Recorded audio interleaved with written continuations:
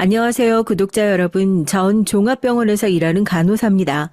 이 일을 한 지 20회가 넘도록 저의 손을 거쳐간 많은 환자가 있었죠. 물론 그 누구든 돈을 받고 하는 직업이니 당연히 해야 할 일이라고 하겠지만요. 환자의 고통을 내 고통처럼 여기고 그 아픔을 함께하지 않고선 절대 이 일을 지속할 수 없답니다. 그래서 신생아 막 다뤘다가 하는 양심 없는 간호사에 관한 뉴스가 기사에 들리면 제 심정이 암담해요. 우리가 얼마나 더럽고 힘든 일도 마다하지 않고 하는지 그 공을 알아달라고 드리는 말씀이 아니고요. 그런 양심 없는 간호사는 소수에 불과하다는 걸 알아주셨으면 좋겠습니다. 그래서 모교 후배들이나 병원으로 실습 나온 학생들에게 지금도 이렇게 얘기해요.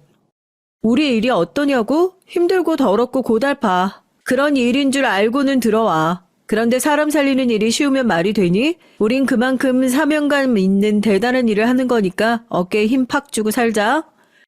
제 소개하다 보니까 좀 지루하셨죠? 이제부터는 제가 겪었던 드라마틱한 얘기를 해드리려고요. 어디 드라마 사연 가져왔냐고 할 만큼 현실감이 들지 않겠지만요. 제가 보고 들었던 것을 더하거나 뺀 것 없이 그대로 들려드릴게요. 전 서울에서 부촌으로 손꼽히는 동네에서 태어났습니다.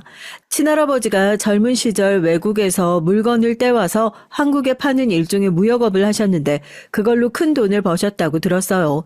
정작 당신은 피죽도 못 먹고 자랐지만 악착같이 성공하셨다는 거죠. 자수성가한 자신을 자랑스러워하고 좋은 환경에서 자식들을 키워낸 것에 또 만족하셨습니다. 할아버진 평창동 고급주택에 살며 집안이라는 사람과 비서를 둘 만큼 부유하면서도 할머니가 시장에서 채소 한 단을 얼마에 사왔는지 매번 물어보신 억척스러운 분으로 기억해요. 이래야 돈 안 세워나가는 거라며 어린 손녀들에게 큰 소리로 자기 행동의 정당성을 말씀하셨죠. 하지만 부자가 3대를 못 간다는 말 있죠. 우리 집안은 3대가 아니라 2대도 채 못 갔었나 봅니다. 대학까지 나온 아버진 다니는 회사마다 얼마 안 다니고 그만두셨대요. 근근히 할아버지가 주시는 생활비로 살다가 나중에 나의 할아버지 집에 들어가 얹혀 살았습니다. 할아버지 집 이사 들어가면서 엄마는 태연하게 그러셨어요. 할머니가 재작년에 돌아가시고 혼자 계신 할아버지가 걱정돼서 우리가 모시러 집에 들어가는 거야. 부모님은 자식들에게 이런 당신들의 무능함을 애써 숨기고 싶어 하셨던 것 같아요. 엄마 말씀이 거짓이라는 걸 저 역시 알았죠. 제가 장점이 있다면 그건 구태여 말할 필요가 없는 사실에 대해 입 다물길 잘한다는 겁니다. 하지만 눈치는 그 누구보다 빨랐던 것 같아요. 할아버지 댁에 얹혀 살면서 부모님은 그분 눈치를 엄청나게 살피셨죠. 자기들은 일하지 않고 할아버지 돈에 의지해서 살면서도 또 뒤에선 늘 할아버지 욕을 했습니다. 대학 나온 놈들이 뭐라도 해서 자식 키울 생각 안 는다며 또 씀씀이는 해프다고 할아버진 당신 자식을 매번 혼내셨거든요. 어린 내가 보기엔 교양 있는 말투로 뒷담화하는 부모님보다 대놓고 뭐라 하는 할아버지가 의롭다고 생각했죠. 그런데 멋스러운 조경에 3층 집인 할아버지 집에 살던 그때 비극이 일어나고 만 겁니다. 할아버지랑 부모님도 출타하시고 도우미 아줌마까지 시장에 간 날은 흔하지 않았죠. 어른들 없는 집을 지키는 아이들에겐 마음대로 놀 수 있는 최고의 시간이니까 동생이랑 전 숨바꼭질을 하기로 했어요. 학교에서나 동네에서 숨바꼭질은 저를 따를 자가 없었거든요. 하물며 나보다 3살 어린 동생은 제 상대가 되지 않았지만 꼭 하고 싶다고 그렇게 절 졸라댔습니다. 아무리 동생이라지만 봐줄 마음은 없었어요. 3판을 했지만 매번 내가 싱겁게 이겨버리니까 동생은 머리 끝까지 돌 지경이었죠. 지겨우니까 그만하자는 내 팔에 매달려서 외쳤습니다. 딱 한 번만 언니! 이번엔 내가 기가 막힌 곳을 찾아냈으니까 마지막으로 한 번만 하자. 언니가 술래다. 짙은 검정 눈동자에 자신감을 보이며 동생은 정원 속으로 뛰어들어갔어요. 한눈 섭씨 전 눈을 감은 채 숫자를 30까지 천천히 셌습니다. 어차피 내가 금방 찾아내고 끝날 놀이잖아요. 동생이 실망하지 말라고 더 천천히 숫자를 세고 집 안에 들어가서 물 한 잔까지 마셨습니다. 물 마시는 그때 거실에 있는 집 전화가 울렸어요. 동네 친구 지영이가 나한테 놀자고 전화를 걸었던 거죠. 나 동생이랑 집 지키고 놀아야 하는데 어쩌고 잠깐 수달 떨었어요. 전화 마치고 느긋하게 정원을 돌며 동생의 흔적을 찾았죠. 서연아 어딨어? 언니 간다. 그렇지만 의외로 동생이 숨은 곳을 좀처럼 찾을 수가 없었습니다. 요 녀석이 어디 굉장한 곳에 숨었나 보다. 내가 못 찾고 있는 모습을 숨어서 보면 얼마나 킥킥 웃고 있을까. 동생의 얼굴이 그려졌어요. 아까 나한테 전화했던 지영이가 우리 집 대문에 와서 문을 열어달라고 소리쳤죠.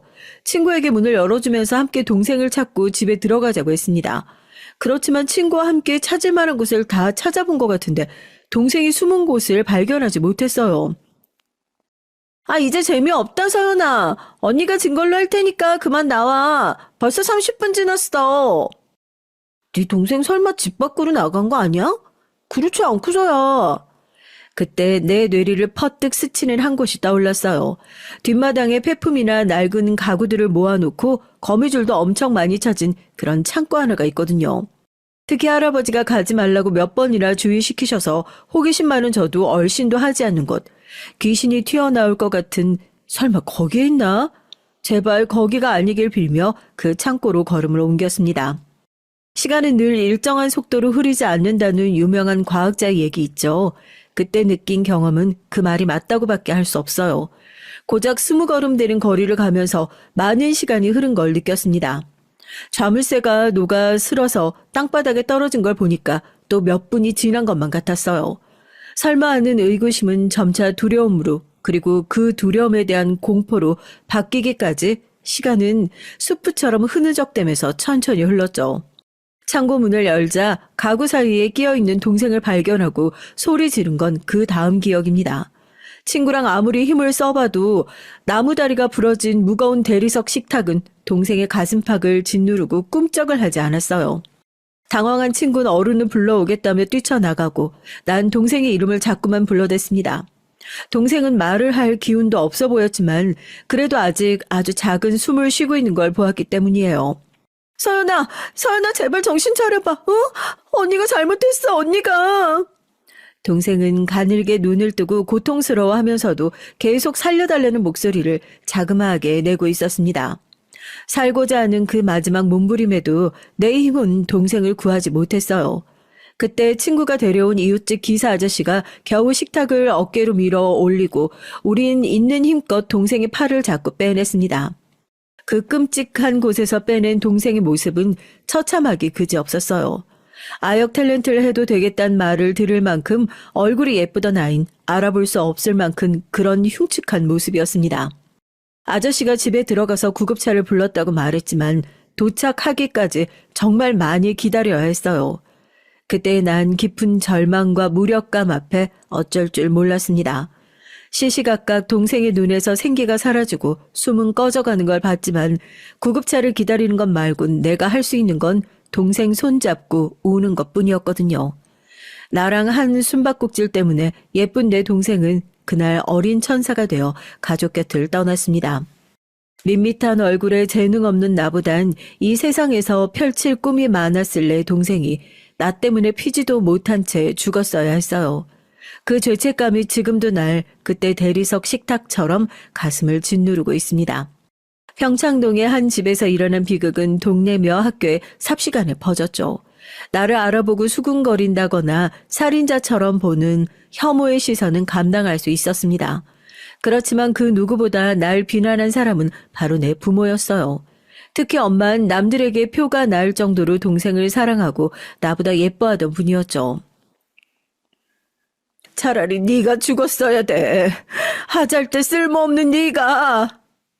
딸을 보는 눈빛이 아니라 자기 딸을 죽인 자를 보는 눈빛으로 이렇게 대놓고 날 비난했죠. 그런 엄마 곁에 있어야 한다는 것보다 동생이 죽어간 그 집에서 계속 살아야 한다는 것이 너무 힘들었습니다.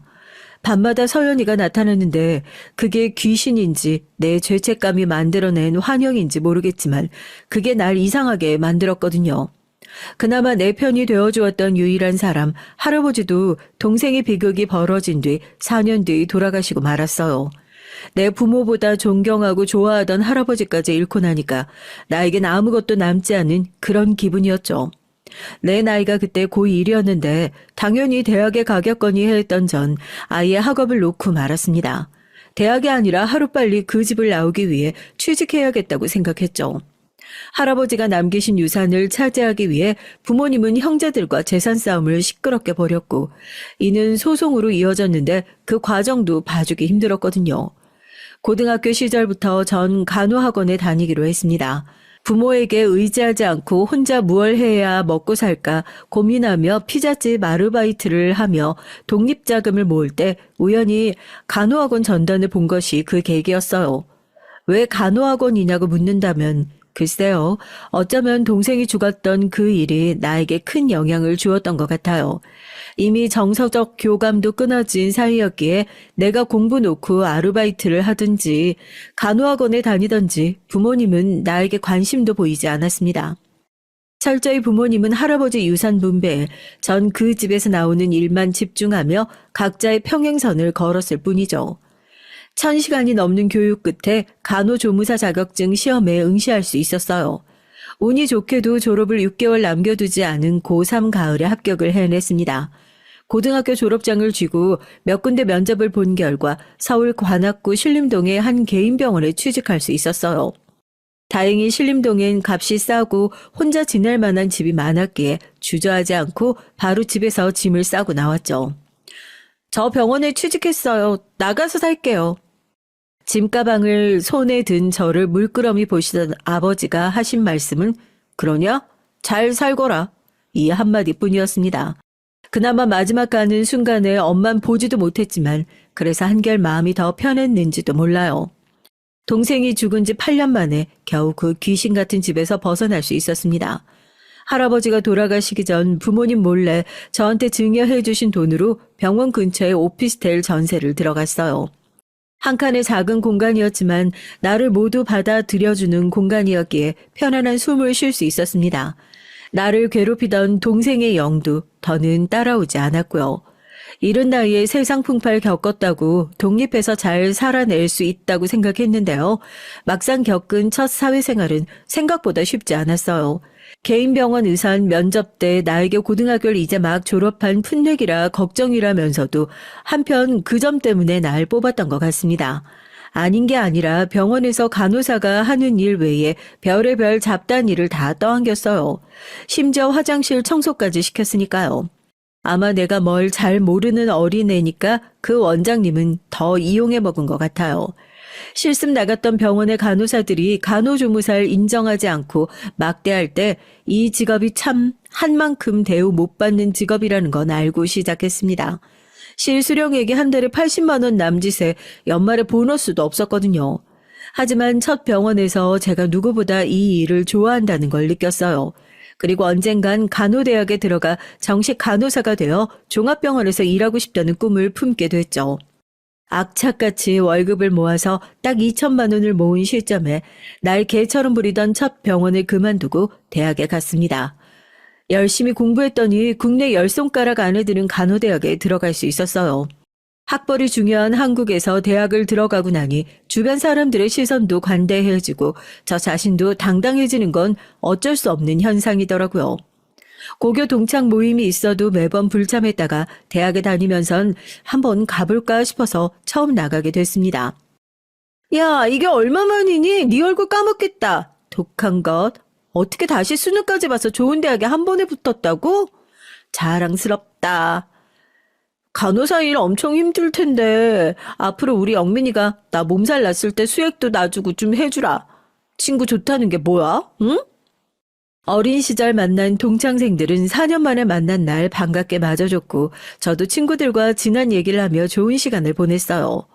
그때 누군가의 비명에 거기 있던 사람들 모두 일제히 한 곳으로 시선이 모였습니다. 바닥에 쓰러진 채 새파랗게 질린 얼굴로 숨을 깔딱거리는 한 여자애가 보였어요. 술 너무 많이 마신 거 아니야? 아, 왜 저래? 야, 누가 쟤 좀 말려봐. 술집에 사람도 그리 많았건만 당황한 사람들은 멀찍이 서서 그 애를 바라보기만 했죠. 문득 동생이 창고에서 죽어갈 때 내가 무력하게 바라보던 그때가 떠올랐습니다. 정확한 변명은 몰라도 단지 과음이 아니라 신체 이상이 있다는 걸 간호사인 전 알아볼 수 있었죠. 그녀에게 다가가 숨을 쉴 수 있도록 기도를 확보하고 동공과 맥박 등을 체크했습니다. 얼굴에 대고 질문을 해보니 의식을 가진 채 대답하는 모습이 간질보단 알코올성 쇼크에 가깝다는 판단으로 간단한 응급조치를 했어요. 얼마 뒤 119가 와서 그 애를 데려갔습니다. 와, 그 순간에 딱 알아보고 영민이 너 수진이 살렸어. 간호사 역시 대단한 것 같다. 최고야. 아픈 친구가 가고 상황이 수습되자 지켜보던 동창 친구들은 제 이름을 연호하며 절 추켜 세웠죠. 마음 한편이 뜨끈하니 온기가 도는 기분이었습니다. 다른 게 아니라 아픈 사람을 눈앞에서 잃어야 하는 그런 무력한 존재가 아니라 사람을 살릴 수 있게 됐다는 생각에 울컥했어요. 그 길을 가고 있는 게 참 잘한 일이라고, 이 일은 나의 전직이라고 느꼈습니다. 이후 몸이 조금만 아파도 친구들은 저에게 전화해서 의사 진료를 보듯 이것저것 물어보느라 좀 귀찮아지긴 했지만 재밌었어요. 그리고 동창회에서 쓰러졌던 수진이라는 친구가 날 한번 보고 싶다며 연락을 해왔죠. 그저 지나가는 사람이 그랬더라도 난 똑같이 했을 거라며 거절했지만 부득부득 그 친구는 저 다니는 대학까지 찾아왔어요. 정수진, 그녀를 처음 만난 건 바로 그날이었습니다. 고교 동창이라고는 하지만 저 간호학원 다니면서 학교 생활을 성실히 하지 않았거든요. 또 여름방학 이후 전학 왔던 수진이랑 같은 반이라지만 우린 말 한마디 해본 적 없었습니다. 괜찮대도 뭘 여기까지 왔어. 온 김에 우리 학교 식당 밥 사줄게. 가자. 아니, 내가 예약한 데가 있는데 시간 괜찮으면 거기로 가자. 내 차 타.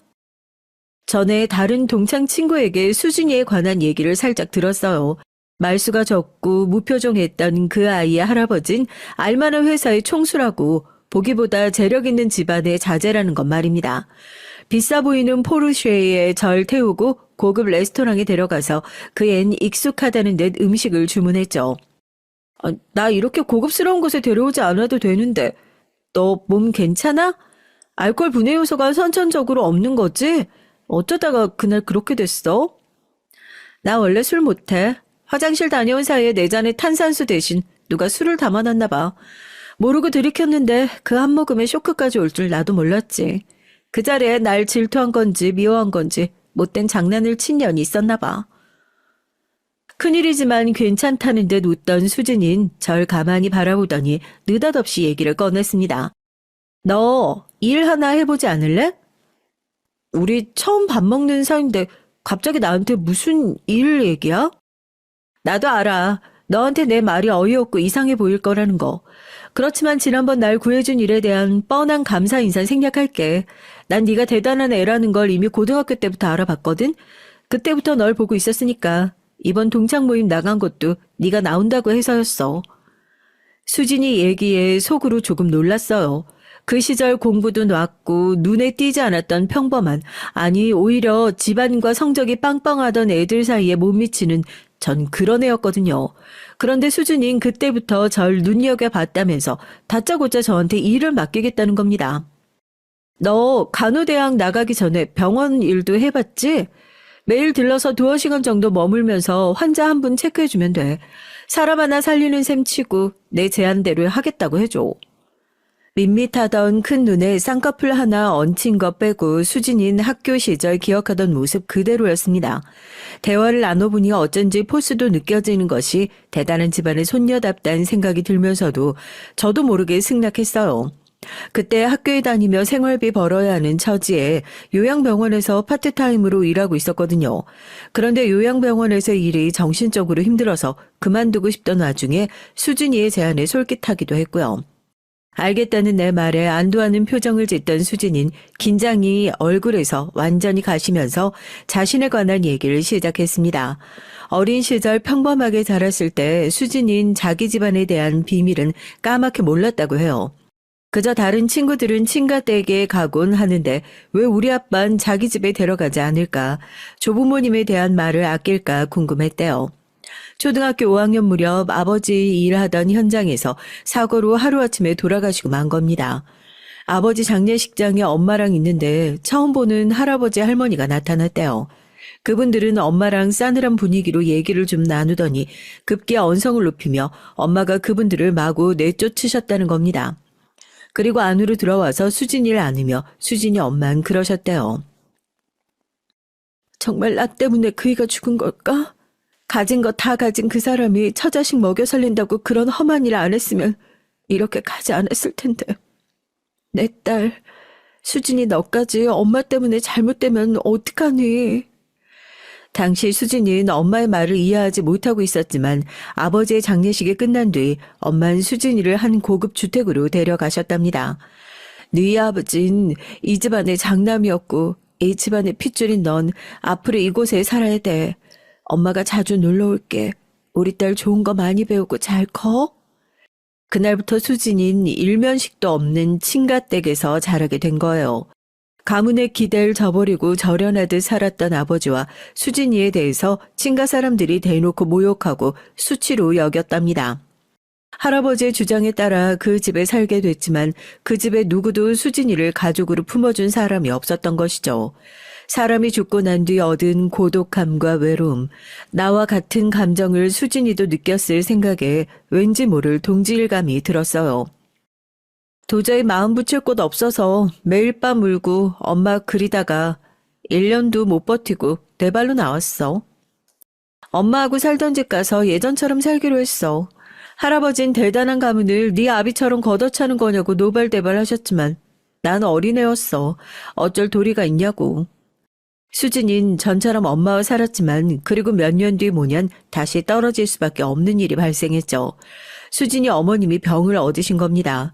당뇨와 심혈관 질환으로 예전처럼 지내실 수 없게 되신 거예요. 아픈 엄마를 돌볼 간호가 필요했고 치료비가 필요했고 하는 수 없이 수진인 할아버지와 거래를 하기로 했대요. 어머님 병원비와 생활비를 지원받는 대신 수진이는 조부의 뜻에 따라 살기로 약속한 거죠. 수진이는 손주가 한둘도 아닌데 왜 자신에게 집착하는지 그런 할아버지를 그땐 이해하지 못했다고 합니다. 고 이때 다시 그 집에 들어가서 살아보니까 할아버지가 왜 날 데려와야 했는지 알겠더라고. 할아버지 집에 작은아버지와 고모가 같이 사셨거든. 그런데 그 사람들이나 사촌들 모두 능력이나 인간성 바닥이었어. 이런 좋은 집안에 어떻게 사고치는 사람만 모였나 싶을 만큼 개차반들이더라고. 왜 할아버지가 아버지에게 회사 물려줄 기대가 크셨었는지 이해가 가. 아버지가 떠나고 난 뒤 나밖에 쓸만한 인물이 없던 거야. 사촌들은 하나같이 돈만 펑펑 쓰며 미성년자가 클럽이나 술집 다니고 담배나 약까지 손대서 도피성 유학을 보내줬던 상황이었어요.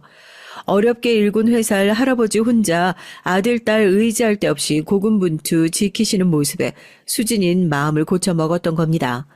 아버지가 짊어져야 할 그 책임을 자신이 지기로 하고 공부도 열심히 하고 할아버지가 원하는 대로 살기로 했대요. 그렇게 고2 때 우리 반에 전학 온 수진인 친구들과 말도 섞지 않고 조용히 공부만 하던 학생이 된 거였죠. 그런데 그때 수진이의 눈에 자꾸 제가 보이더래요. 넌 학교나 친구에 얽매이지 않아 보였어. 애들 얘기 들어보니 간호사 되겠다던데 왠지 자유로워 보이더라? 난 남의 뜻에 따라 인형처럼 살아야 되는데 넌 남이 뭐래도 자기 길 걸어가는 게 참 멋져 보였는데. 그런데 어쩐지 공허하고 쓸쓸한 네 눈빛이 나랑 닮았다고 느꼈어. 한 번쯤 졸업하기 전에 너랑 이런 얘기 하고 싶었는데 이제 이뤄졌네. 내 친구 수진이가 겪어온 삶의 얘긴 여기까지였어요. 현재 K대 학생인데 조만간 경영자 대학원 과정을 밟기 위해 미국으로 떠난다고 했습니다. 그래서 그동안 혼자 계실 아픈 엄마를 저에게 부탁하고 싶다고요. 수진인 제 계좌번호를 물어보더니 바로 그 자리에서 휴대폰을 만지더니 내 은행 잔고를 확인해보라고 했어요. 인터넷 뱅킹에서 보니 무려 5천만 원이란 돈이 입금되어 있는 거예요. 생각지도 못한 거금에 놀라서 수진이를 쳐다봤더니 수진이는 대수롭지 않다는 표정으로 말했습니다. 유학기간이 3년 걸릴 거고 중간에 한국 들어올 순 있지만 그동안 내가 엄마 신경 못 쓸 것 같아. 너한테 우리 엄마 믿고 맡기는 내 마음이야. 당연히 다녀와서 더 살해해 줄 수도 있고. 영민이 너만 믿을게. 엄마한테 무슨 일 있으면 나한테 꼭 연락해줘. 수진이란 친구는 아직 내가 아는 것보다 모르는 것이 더 많은 비밀스럽고 신비한 친구였어요.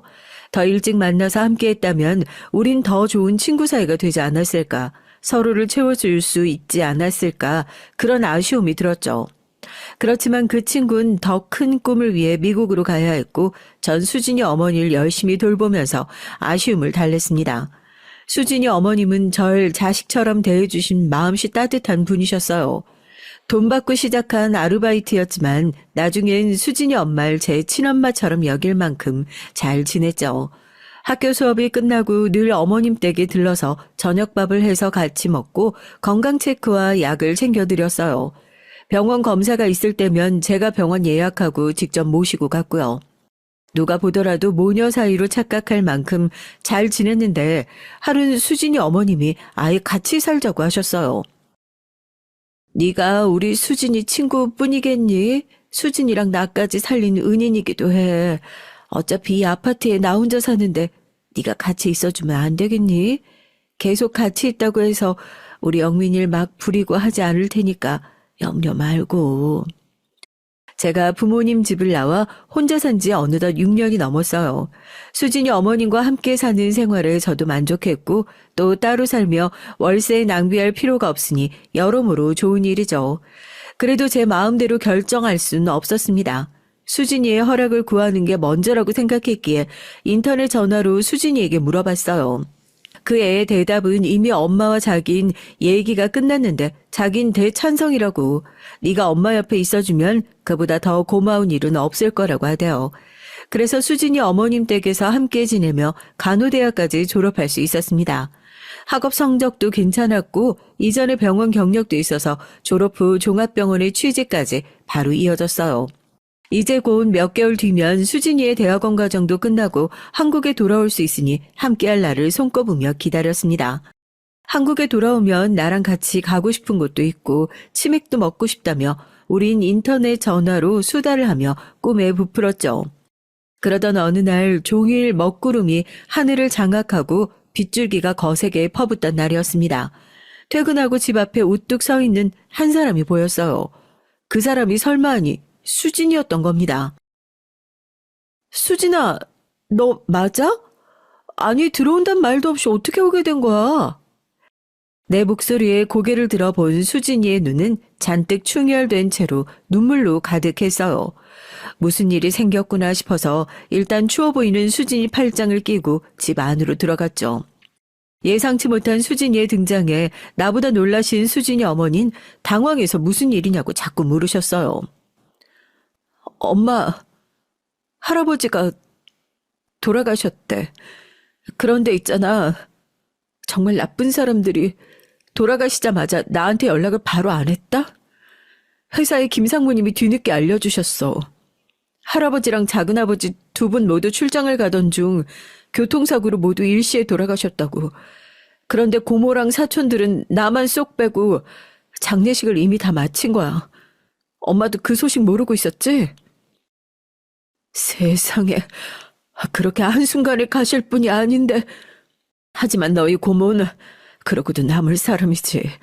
자기를 싫어하던 할아버지랑 눈엣 가시 같은 오빠들까지 다 사라졌으니 옳다거나 춤이라도 출 위인이다. 이제 할아버지가 안 계시니 이를 어쩌니? 너 앞으로 어찌 되는 거야? 모르겠어. 하지만 엄마, 아무래도 할아버지가 어떻게 돌아가시게 된 건지 그 일도 정확하게 밝혀야겠고 회사 문제나 유산 정리 등 당분간 할 일 많을 것 같아. 영민아, 늘 고마운데 조금만 더 엄마 부탁할게. 급하다는 듯 수진이는 갑자기 일어나서 사라졌어요. 자기만 믿고 이끌어준 할아버지의 죽음이나 앞으로 풀어나가야 할 일들이 20몇 살짜리 수진이에겐 너무 버겁지 않을지 수진이 자신의 아픈 마음도 돌볼 여유도 없을 것 같아서 친구가 많이 걱정됐습니다. 그래도 수진이 늘 사람을 제대로 보고 확실한 판단력을 지닌 친구니까 믿고 기다리기로 했죠. 그쯤엔 장마가 유난히 길었던 해였고 수진이 몹시 바쁜지 가끔 문자나 줄 뿐 연락이 거의 없었어요. 가뜩이나 수진이를 걱정하는 마음이 매일 밤낮으로 퍼붓는 비에 더 깊게 침잠하는 기분이었습니다. 나이트 근무가 끝나고 집에 들어가서 깊은 잠이 들었다가 정오쯤 잠이 깼던 어느 날이었죠. 보통 이 시간이면 어머님이 식탁에 음식을 차려놓고 절 깨우시는데 어쩐지 집이 고요하더라고요. 새벽녘 집에 들어와서 늘 그래왔듯 현관에서 어머님 다녀왔어요 하면 어머님이 방 안에서 그래 고생했다 쉬렴 이렇게 인사를 했던 기억이 있거든요. 오늘따라 어머님이 피곤하신가 하고 무심코 어머님 방에 들어갔는데 그 느낌을 받았습니다. 방 전체에 도는 으스스하고 싸한 기운, 죽음의 느낌이요. 죽음에 이르는 사람 중 어느 경우는 죽음을 인식하지 못할 만큼 고요하고 평온하게 눈을 감기도 하죠. 수진이 어머님은 그와 같은 모습으로 이미 세상을 떠나셨던 거예요. 아무리 흔들어 깨우고 동공반사나 맥박을 확인해도 어머님은 이미 숨을 멎은 지 몇 시간이 지났음을 알게 됐습니다. 돌이킬 수 없다는 걸 머리로는 알지만 그래도 혹시 어머님께 심폐소생술을 하고 10분이 지나도록 몸에 반응이 없다는 걸 알고 털썩 주저앉아 버렸어요.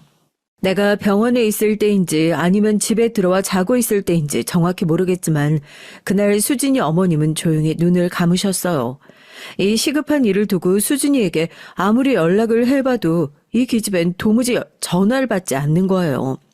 하는 수 없이 제가 일하는 병원 원무과에 요청해서 장례식장을 잡아야 했습니다. 수진이 어머님 친구분들과 형제분들에게 연락을 돌리면서 도대체 이게 무슨 일인지 가늠이 안 되더라고요. 하지만 여전히 수진이는 나타나지 않았고 제가 그 애를 대신해서 어머님의 장례를 치르고 있었어요. 그러다가 어머님 염하기 바로 직전에 수진이가 장례식장에 나타나서 같이 서로의 몸에 의지하며 울며 염하는 장면을 봤습니다. 염을 마치고 전 수진이에게 원망 섞인 어조로 물었죠. 그동안 어떻게 된 거야? 아무리 해도 연락도 안 되고 너희 어머님 장례식인데 왜 이제야 나타난 거냐고. 어. 수진이는 말도 잊지 못하고 눈만 끔뻑끔뻑 반응이 느리고 의아하더라고요. 아무 의욕이 없는 사람처럼 그저 멍하니 땅만 보고 있었어요. 너 어디 아파? 날 원망하는구나. 그래, 내 잘못이야. 내가 어머님을 끝까지 지켜드리지 못했어. 무슨 소리래. 너도 알잖아. 3년 전 엄마를 부탁했을 때 이미 언제 돌아가셔도 이상하지 않을 상태였어. 네가 나보다 더 딸처럼 보살펴준 덕에 행복하게 지내셨을걸? 그런 너한테의 원망? 고마워서 뭘 어떻게 해야 좋을지 모르겠어. 엄마한테 미안해야 할 사람은 나야. 그리고 뭐? 말을 해봐. 수준아, 너 좀 이상해. 밥은 먹고 다니는 거야? 미안한데 엄마 장례 절차랑 집 처분도 다 네가 알아서 해줬으면 좋겠어. 해결해야 할 일들이 많아서 난 어쩔 수가. 부탁할게. 그 말을 남기고 수진이는 순식간에 사라졌어요. 난 도무지 이 상황과 수진이의 행동을 이해할 수가 없었습니다. 자기 엄마의 장례식과 집까지 다 저한테 맡기고 얜 도대체 뭘 하러 다니는 건지. 애 상태도 안 좋아 보였는데 얘한테 지금 무슨 일이 벌어진 건지 말이죠. 어쩔 수 없이 제 손으로 수진이 어머님을 추모원에 안치시켜드리고 집으로 돌아왔습니다. 어머님과 정답게 살았던 집이지만 이젠 쓸쓸하고 날 힘들게 하는 곳이 되어버렸어요. 수진이와 어머님과 추억이 묻은 곳이라 저라도 살면서 지키고 싶었지만 차마 거기서 지낼 수가 없었습니다. 그래서 결국 그 집을 처분하기로 했어요. 어머님 집은 원래 수진이 명의였는데 어느 틈엔가 내 명의로 변경을 해놓았더라고요. 그 아이는 이 모든 사태를 짐작하고 있었던 걸까요? 하는 의구심이 들었습니다. 이제 전 다시 혼자가 되어 병원 근처에 살게 됐어요. 가족과 같았던 분을 잃고 거기에 절친한 친구까지 연락이 끊어진 채 매일 걱정하며 그 친구가 잘 지내고 있길 기도할 수밖에 없었죠. 헛헛한 마음으로 하루하루 우여곡 없이 살고 있으니 제가 안쓰러운지 병원 동료나 친구들은 소개팅을 해주겠다고 했습니다. 하지만 어지러운 마음에 남자가 눈에 들어올 리 없잖아요. 그저 내가 맡은 환자를 치료하는 일에 집중했어요. 한 번은 동료가 봉사활동을 해보지 않겠냐며 절 휴일에 서울역으로 데려갔습니다. 거기 위에 생활하는 분들에게 진료 상담이나 약 처방 등 해주는 활동이야. 나도 이혼하고 마음이 힘들 때 시작했는데 나한텐 이제 매주 찾아뵙는 곳이 됐다고. 김 간호사에게도 이 일이 잘 맞을 것 같다.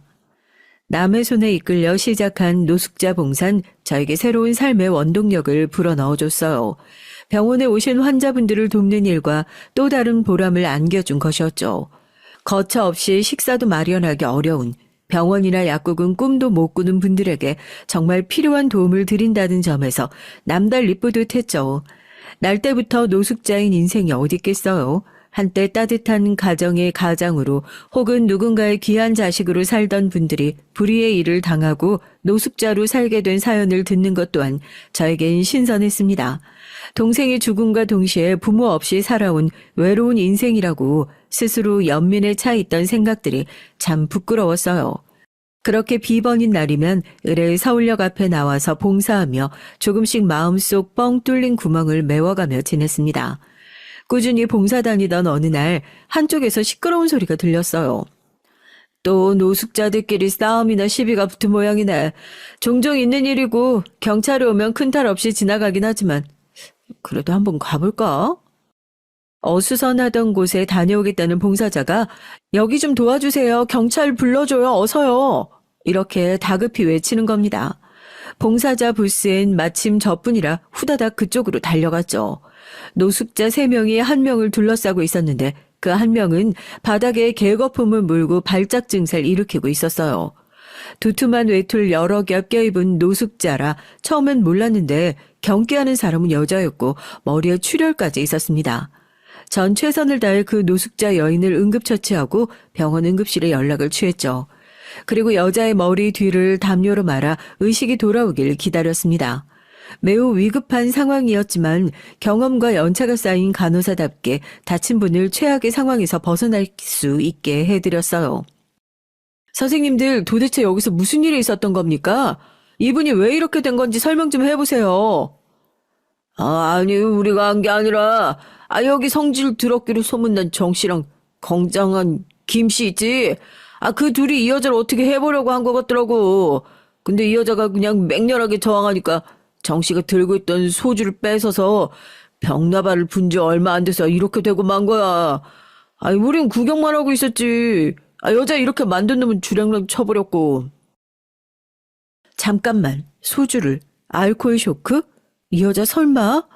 덥수룩 자란 머리와 떼국물이 흐른 얼굴이 경기로 일그러져서 못 알아봤지만 의식을 잃고 있는 이 여자의 얼굴은 내가 아는 사람이었어요.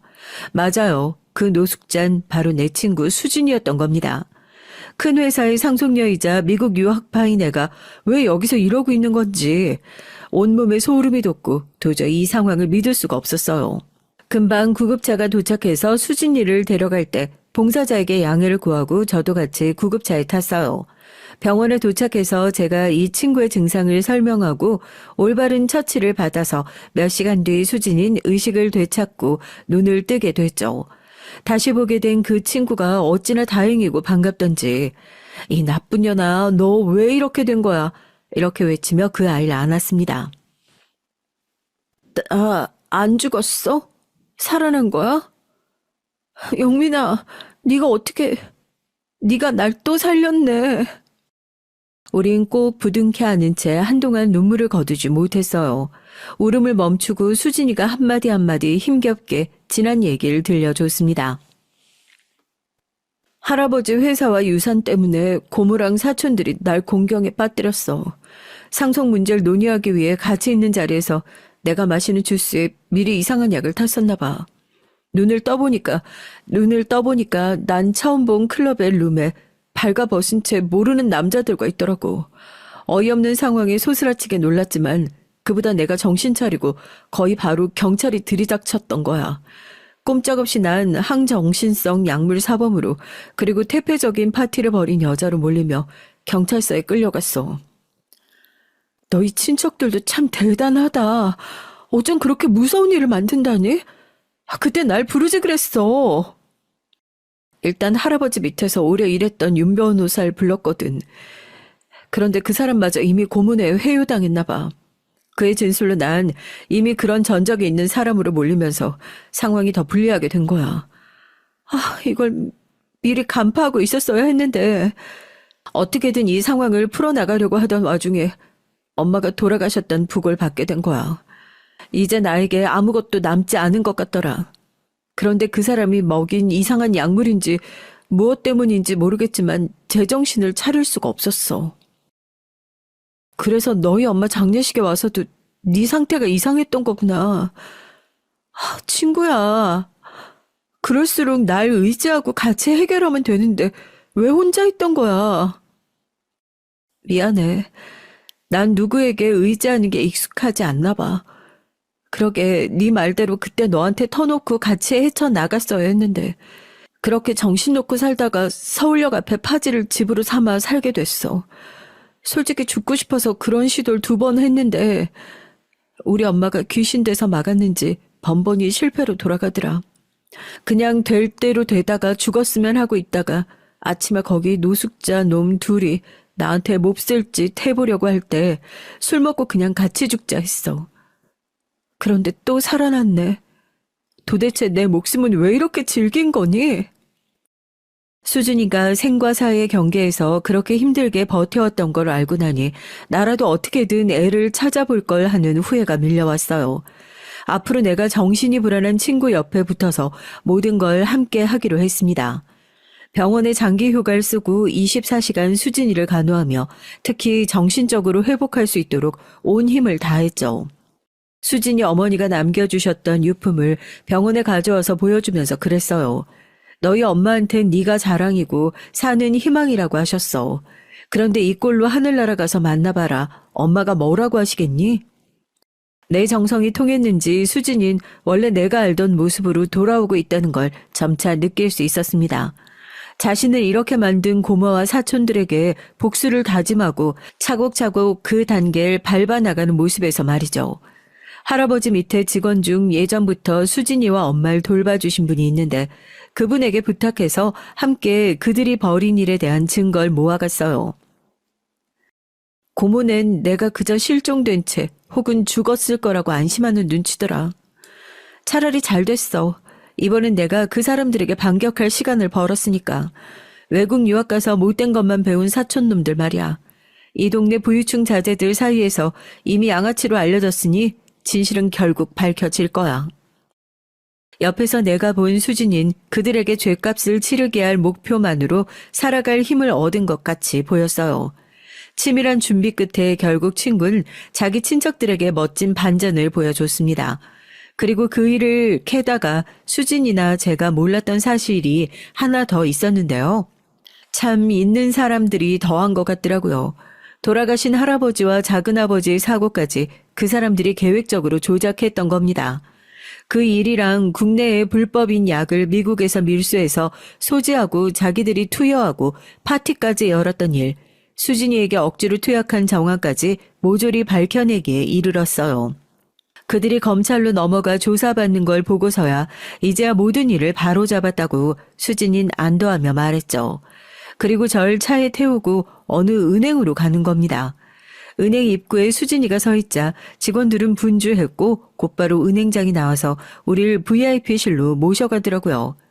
의자에 앉자마자 수진이는 은행장에게 당당히 요구했습니다. 은행장님, 지금 바로 내 계좌에서 100억을 이 사람에게 이체해줘요.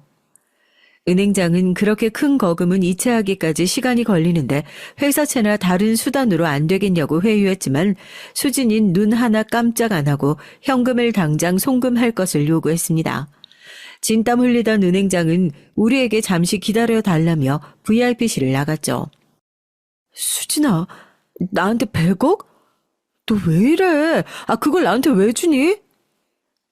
너희 부모님 사정이 어렵다면서 그런 얘기 숨기고 있으면 뭐 내가 모를 줄 알았어? 100억이 아니라 할아버지한테 물려받은 유산 전부가 필요하다고 해도 난 너한테 다 줄 수 있어. 네가 나한테 어떤 사람이야. 내 생명 2번이나 살리고 우리 엄마까지 살펴준 사람. 내 인생에 너뿐이야. 수진이의 눈빛은 그 어느 때보다 흔들림 없이 단단했습니다. 나도 속으로 고민하면서 어째야 하나 갈등하던 일이 있었죠. 20살 때 뛰쳐나온 우리 부모 말이에요. 나와 산 뒤로 아주 가끔 안부만 형식적으로 물었을 뿐 거의 단절된 채 살았던 내 부모는 자신들이 바라던 그런 시간을 보냈던 것 같아요. 다른 형제들과 유산 분배 소송을 마치고 그 돈으로 놀고 먹고 살면서 누구의 눈치도 보지 않고 지냈겠죠. 그렇지만 우리 할아버지가 당신 자식들을 믿지 않았던 해안이 10년도 안 돼서 드러나 버린 거예요. 투자 실패와 사기로 그 많은 재산을 다 날린 것도 모자라 20억이 넘는 빚을 지게 된 겁니다. 뻔뻔하게도 부모님은 날 찾아와서 빚들 도와달라고 요구하더라고요. 빚더미에 앉은 부모를 모른 척 하는 건 자식도 아니라고. 이러다 우리가 죽게 돼도 넌 상관없냐? 끝까지 이기적인 부모님이 너무나 미웠고 이렇게 거짓골이 돼서 쌤통이라며 전 험한 말 뱉고 돌려보냈습니다. 그런데 이후에 무능력한 부모님이 그 빚을 어떻게 해결할지 계속 걱정하고만 있었던 거예요. 하지만 그저 간호사이고 내가 모은 거라곤 1억 남짓인 제가 그 빚을 어떻게 해요. 혼자 알고 있던 문제였는데 수진인 귀신같이 알고 절 위해 이런 일을 해준 겁니다. 순식간에 내 계좌에 100억이란 돈이 들어온 걸 보고 이게 현실인지 믿을 수 없었어요. 고맙고도 부끄러웠지만 그래도 내 부모 살리긴 해야겠다는 생각에 계좌에서 20억을 부모님에게 보냈어요. 이걸로 날 세상에 낳은 당신들에 대한 은혜는 다 갚은 것 같다고. 앞으로 서로 인연 끊고 살 것이니 다시는 자식 찾지 말라는 말과 함께요. 이렇게 해서 드라마 같았던 제 인생의 한 막이 끝이 났습니다. 이후에 전 봉사활동을 같이 하며 가까워진 의사를 남편으로 만나 가정을 꾸리고 살았어요. 결혼하고 이듬해 딸 하나를 낳았는데 벌써 그 딸이 중학교에 올라가는 나이가 됐네요. 제 유년기에 여러모로 나쁜 일이 많았죠. 그땐 힘들게 버텨왔는데 제 운이 트였는지 결혼한 이후로는 별다른 어려움 없이 잘 살고 있네요. 그런데 내 친구 수진은 어떻게 지내냐고요? 그때 고모와 사촌들은 법의 심판을 받았고 그들과 마찰 없이 유산 분배는 잘 처리했죠. 할아버지 회사는 다른 사람에게 처분했다고 합니다. 자기가 할아버지만큼 회사를 이끌 역량도 없다고 하며 경영을 포기하더라고요. 막대한 유산이 생긴 수진인 상당한 금액을 사회복지재단에 기부하고 한국에서의 삶을 끝냈어요. 잘못된 선택을 한 게 아니라요. 그앤 미국에서 못다한 학업의 꿈을 이루겠다며 훌쩍 미국으로 또 떠났죠. 미국에서 공부를 마친 그녀는 유엔 산하기관에 들어가서 현재 세계 난민과 아동 구호를 위해 열심히 일하고 있습니다. 우린 그 누구보다 가까운 친구지만 물리적으로는 어쩔 수 없이 오래 떨어져 지내고 있죠. 하지만 마음만큼은 서로를 위하고 진한 우정을 여전히 지속하고 있어요. 타국에 있는 그 친구가 늘 건강하고 행복하길 바랄 뿐입니다. 예전에 제 결혼식에 온 수진이는 절 위해 축가를 부르겠다며 예정에도 없이 나섰어요. 전 수진이가 그렇게 노래를 잘하는 친구인 줄은 그때 처음 알았죠. 그때 부른 노래가 이적의 다행이다인데요. 가사말이 그 친구가 저에게 들려주는 심정과 꼭 같았기에 제 얘기의 마지막을 그 가사로 장식해 보려고 합니다. 그대라는 아름다운 세상이 여기 있어줘서 거친 바람 속에도 젖은 지붕 밑에도 홀로 내팽개져 있지 않다는 게 지친 하루살이와 고된 살아남기가 행여 무의미한 일이 아니라는 게 언제나 나의 곁을 지켜주던 그대라는 놀라운 사람 때문이라는 거. 신부는 저에게 그렇게 놀랍고 아름다운 사람이었습니다. 많은 이들에게 새 삶을 찾아주는 기적 같은 친구예요. 그러니 데려가시는 남편분에게 이 친구의 인생을 잘 부탁드립니다. 꼭 행복하게 해주세요. 그녀의 마지막 축언에 감동받아서 수진이와 난 물론 남편과 하계까지 모두 울음바다가 되고 말았어요. 여러분에게도 수진이와 저처럼 서로의 인생을 지탱해주는 그런 친구가 있을까요? 앞으로 인생에 어떤 힘든 고난이 찾아올지 모르지만 그런 친구가 있다면 결국은 헤쳐나갈 수 있다고 생각해요. 유튜브에 제 사연이 소개된다니까 내 친구 수진이에게 이런 얘기를 해주고 싶네요. 친구야, 우리 어려웠던 날들을 잘 극복하고 이렇게 멋진 드라마를 써내려가고 있지 않니? 타국에서도 몸 잘 챙기고 너도 좋은 남자 만나서 결혼 소식 들려주라. 언제나 사랑해. 그럼 제 얘기 들어주신 여러분께 감사의 말씀 드리면서 제 글 마칠게요. 안녕하세요. 전 얼마 전 결혼해서 행복한 신혼생활을 보내고 있는 평범한 여성 시청자입니다. 무료할 때마다 자주 채널을 찾아 얘기를 듣고는 했는데 살다 보니 이곳에 제 사연을 보내는 날도 오네요. 전 그리 평탄한 삶을 살아오진 못했어요. 제 인생의 비극은 제가 10살이었던 해 생일부터 시작됐습니다. 저희 가족은 정말 평범하고 행복한 가족이었어요. 중소기업 영업직으로 일하시던 아버지, 가정주부 어머니, 저와 3살 터울이던 여동생 1명, 그리고 저까지요. 저희 4명은 정말 화목하고 단란한 가정이었습니다. 아버지께서는 언제나 회사 일로 바쁘셨지만 어머니와 저 여동생에게 항상 다정하고 가정적인 가장이셨어요. 어머니께서도 매일같이 새벽부터 일어나 정성 가득한 도시락을 싸시고 아버지의 넥타이를 손수 골라 매드릴 정도로 사이 좋은 부부였죠. 두 분은 언제나 저와 여동생에게 훌륭한 부모였고 어린 시절을 떠올리면 온통 좋은 기억들 뿐이었습니다. 저희 가족은 매년 여름이면 여름 휴가를 떠났어요. 저와 여동생의 생일이 모두 한여름이었거든요. 아버지께서 외벌이를 하셨기에 그리 넉넉한 가정 형편은 아니었지만 그래도 1년에 한 번 가는 여름 휴가만큼은 무리를 해서라도 꼭 빼놓지 않고 떠났어요. 그해 여름은 강원도의 계곡으로 휴가를 가기로 했고 마침 저의 생일이 주말과 딱 겹쳐서 제 생일 당일에 여행을 떠나게 됐습니다. 어렸을 적의 일이라 모든 상황이 뚜렷하게 기억나진 않지만 여동생과 함께 여행 며칠 전부터 잔뜩 들떠서 짐을 쌌던 것 같아요. 그해 여름은 장마가 유독 길었고 여행 전날 밤까지 장대비가 쏟아졌습니다. 부모님께선 일기예보에선 분명 이번 주말엔 날이 갠다고 했는데 이걸 어쩌나 하고 곤란한 기색을 보이셨고요. 여행을 떠난다면 잔뜩 들떠있는 저와 여동생을 보며 차마 계획을 취소하기 어려워하셨던 것 같아요. 그렇지만 다음날 아침이 돼도 여전히 비는 그치지 않았고 결국 부모님께선 저와 여동생에게 여행을 미루자는 얘기를 꺼내셨죠. 비가 이렇게 와선 계곡에 가서도 신나게 놀 수 없을 것 같다는 생각에 전 마지못해 고개를 끄덕였지만 여동생은 끝까지 떼를 썼어요. 물놀이를 하지 못해도 좋으니까 꼭 오늘 여행 떠나고 싶다면서요. 언니의 생일은 오늘인데 다음 주에 여행을 가봤자 아무 소용 없다는 것이 이유였습니다. 저와 부모님 모두 여행 대신 오늘은 집에서 함께 케이크도 먹고 즐겁게 보내자 여동생을 설득했지만 여동생은 고집불통이었어요.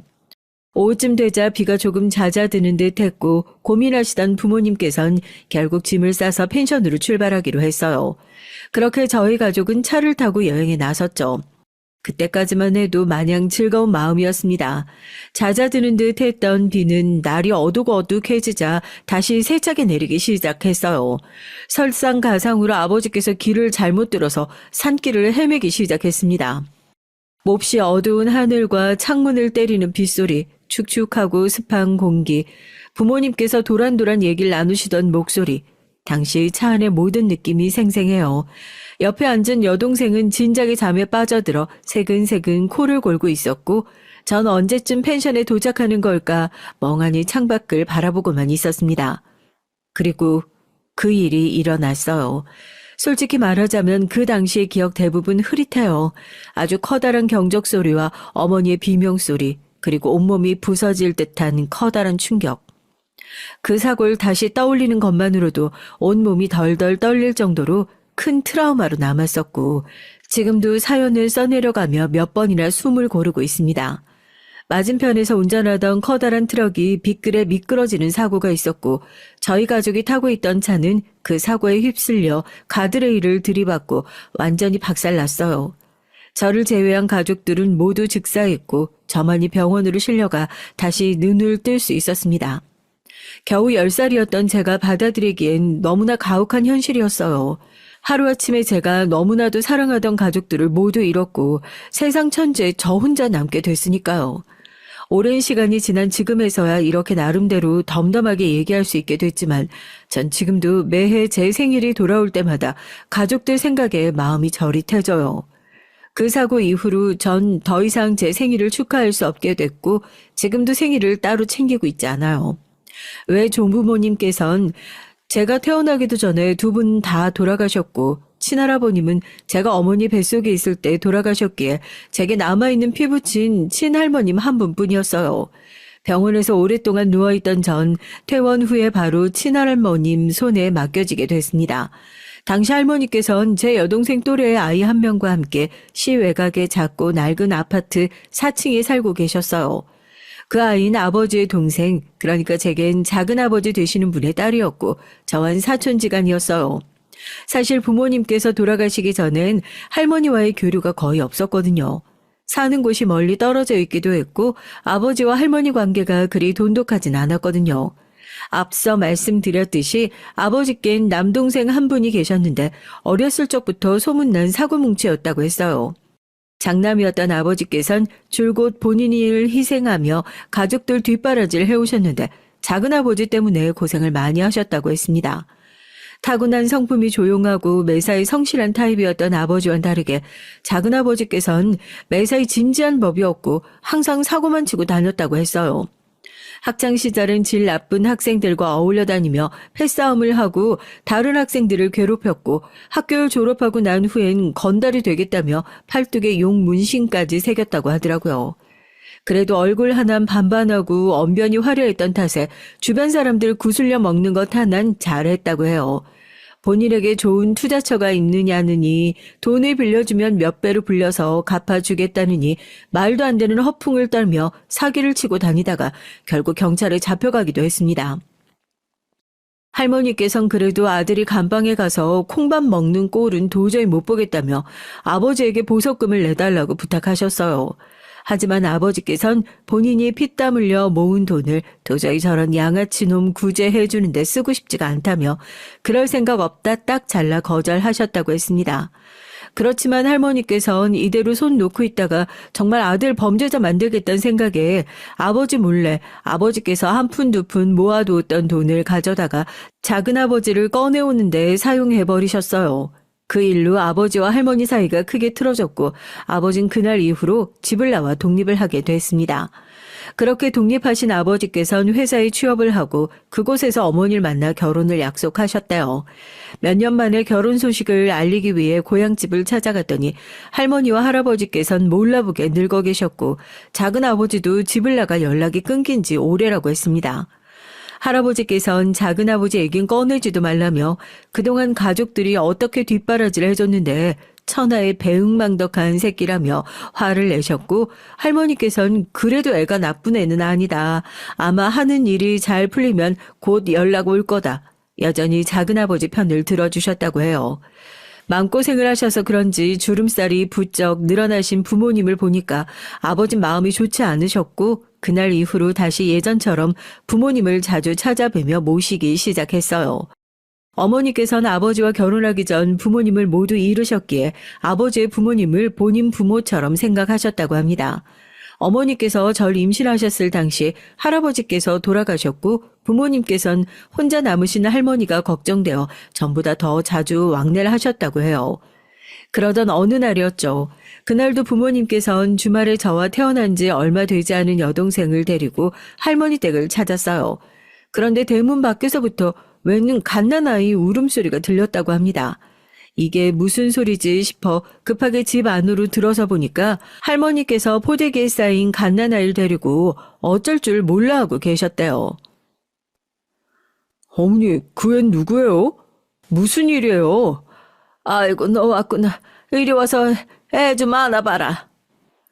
아버지께선 급하게 다가가 아이를 받아들었고 포대기에 쌓여있던 아이의 얼굴 보고는 몹시 놀라셨다고 했습니다. 아기는 평범한 아이와 조금 다른 생김새를 가지고 있었어요. 뇌성마비였죠. 조산으로 태어날 때 뇌에 손상이 있는 선천적 장애였습니다. 네 동생 딸이란다. 오늘 아침에 와서 맡기고 가더라고. 알고 보니 그 아이는 작은아버지께서 할머니께 떠맡기고 간 핏덩이였어요. 작은아버지께선 부인이 애를 낳고 도망가 버렸다며 본인은 사업 때문에 이리저리 바쁘게 다녀야 하는데 아이를 돌봐줄 사람이 없다. 이제 조금만 더 하면 정말 성공할 것 같다. 성공하고 나서 꼭 찾으러 올 테니 어머니께서 잠깐만 돌봐주시라 부탁하며 아이를 두고 떠났다고 했어요. 너무나 황당한 상황이었지만 일단 아이를 데리고 병원을 찾았고 병원에선 생명엔 지장이 없지만 앞으로 꾸준히 재활치료를 받고 약을 먹어야 한다고 했대요. 아무리 그래도 핏줄인데 애를 어떻게 버리겠니? 응? 네가 좀 도와주면 안 되겠어? 처음에 할머니께서는 아버지께 아이를 맡아 돌봐주시기를 바라셨다고 해요. 그러나 아버지께서는 그런 짓을 할 생각이 추호도 없으셨습니다. 그동안 뒤치다거리 해준 것도 모자라서 아픈 애까지 받아 키워줘야 되냐고. 내가 무슨 갓난애 똥오줌 받아주는 부모도 아니고 어디까지 참고 살아야 하냐. 어머니도 그 정도 당하셨으면 정신 차릴 때 되지 않았냐. 화를 벌컥 내고 그대로 자리를 떠버리셨어요. 그 뒤로 아버지는 할머니께 정기적인 안부 연락과 용돈을 보내드리는 것 외에 왕래를 전부 끊어버리셨습니다. 그에 다시 동생한테 돌려보내거나 시설에 보내는 거 아니면 더 이상 어머니랑도 보고 살 생각 없습니다. 단호하게 말씀하셨지만 할머니께서는 도저히 피부치를 모른 채 할 수 없다고 하셨대요. 나중에서야 알게 된 사실인데 아버지께서는 할머니와 단호히 왕래를 끊어버리셨지만 어머니께서는 할머니와 아이가 신경 쓰여서 도저히 그렇게 매정하게 굴 수가 없었다고 하셨어요. 그래서 어머니께서는 아버지 몰래 할머니를 찾아가 아이 잘 지내고 있는지 확인도 하고 아이와 할머니와 함께 병원도 찾고 장애아 등록도 하고 복지센터 등에 연락해서 지원도 받을 수 있도록 여러 가지로 도움을 주셨다고 하더라고요. 할머니께서는 지금도 가끔 어머니 얘기를 하시며 그때 제 어머니가 아니었으면 정말 큰일 날 뻔했다며 고맙단 말씀을 하십니다. 그렇게 할머니께서 스스로 챙기기도 힘든 연세에 갓난 아이를 그것도 뇌성마비 환자를 혼자 키우셨어요.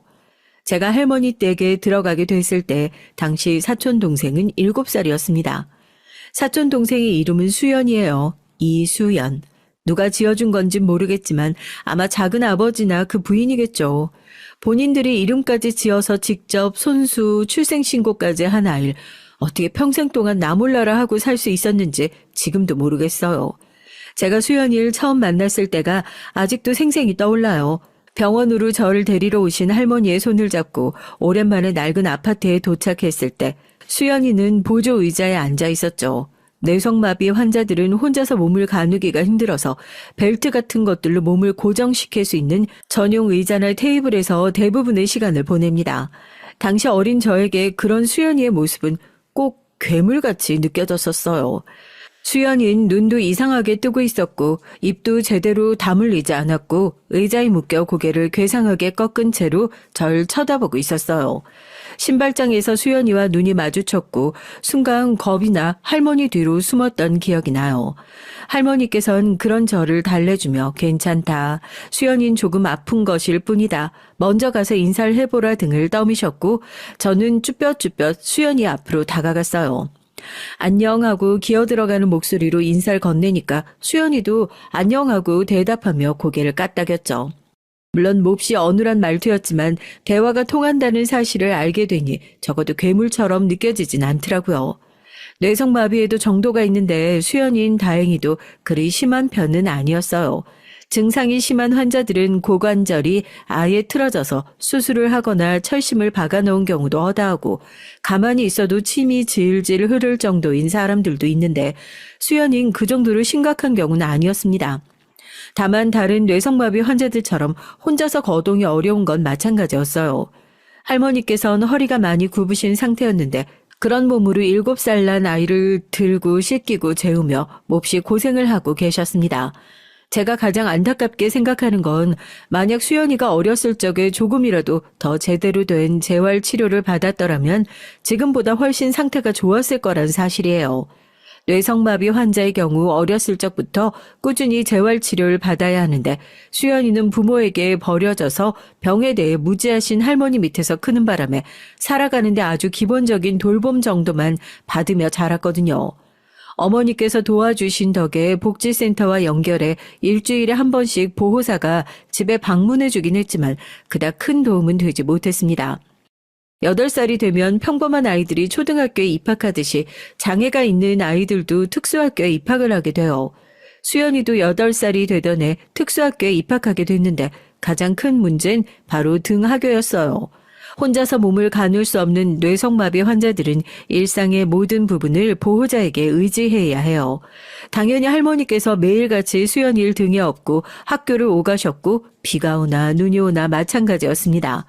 그나마 다행이라고 할 수 있었던 건 수연이가 몹시 얌전한 아이라는 사실이었어요. 뇌성마비 환자들 중에 상당수가 본인 뜻대로 신체가 통제되지 않으면 화를 내고 쉽게 짜증을 내거나 울음을 터뜨리곤 하는데 수연이는 어렸을 적부터 한 번도 저와 할머니에게 화를 내본 적이 없습니다. 어찌 보면 착한 아이였지만 어찌 보면 마음이 많이 아프기도 했어요. 그만큼 본인의 감정을 숨기고 참으며 살아왔다는 뜻이니까요. 수연이는 마음이 어린 아이였기에 항상 저와 할머니가 고생하는 모습을 보며 애써 밝은 척을 했던 것 같아요. 뇌성마비 환자는 간단한 식사조차도 쉽지 않습니다. 보통 장애가 없는 평범한 아이들이라면 8살쯤 되면 성인과 비슷한 식사를 해요. 가리는 음식이 있을 순 있지만 혼자서 수절 쥐고 음식을 입에 넣고 씹는 데는 아무런 문제가 없다는 뜻입니다. 그렇지만 뇌성마비 환자는 얘기가 전혀 달라요. 물론 증상의 정도에 따라 천차만별이지만 많은 뇌성마비 환자들은 혼자서 식사를 하지 못했어요. 수연이도 마찬가지였고요. 할머니께서는 항상 수연이가 먹기 쉽도록 모든 음식을 잘게 잘라서 준비하셨습니다. 맵고 짜고 자극적인 음식이나 먹기 힘든 단단하고 질긴 음식은 저희 집 식탁에 올라오질 못했어요. 애초에 생활비가 나라에서 주는 지원금이 전부였으니 맛있고 질 좋은 식사를 하기 어렵기도 했습니다. 어렸을 적 제가 제일 자주 먹던 음식은 라면이었어요.